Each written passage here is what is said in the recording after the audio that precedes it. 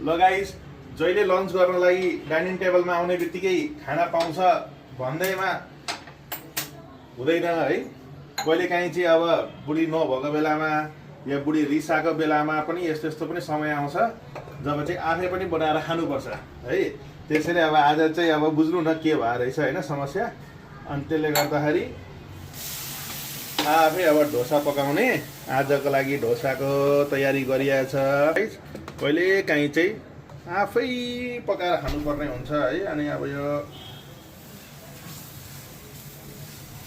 कस्तो बन्ने हो खोइको नि, अब यो यस्तै बन्ने हो कि होइन चाहिँ भन्नु होला।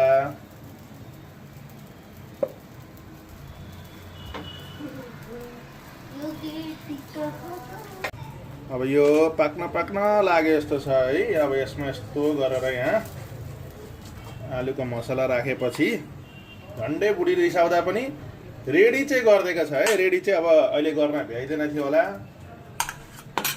कमसेकम रेडी गरिदिएको छ भने ढोसा चाहिँ पाको। अब कतिजनाले खानु भएको छ, कतिजनाले खाएको छैन होला। साउथ इन्डियन डिस हो यो ढोसा भनेको। अब कस्तो हुन्छ हेर्नु है। अनि यो ढोसा भनेको चाहिँ नि यसरी यहाँ साम्बर चटनी अनि ढोसा खाने गरिन्छ कि। अब यो हेर्दा त क्रन्ची नै छ, कस्तो छ ए ल दामी साउन्ड आयो होला तपाईँहरूलाई, क्रन्ची क्रन्ची। र यो राम्रै बनिया रहेछ है साथी हो। अब तपाईँहरूलाई पनि खानु छ भने चाहिँ आउनु होला मेरोमा, म बनाएर खुवाउँछु ल।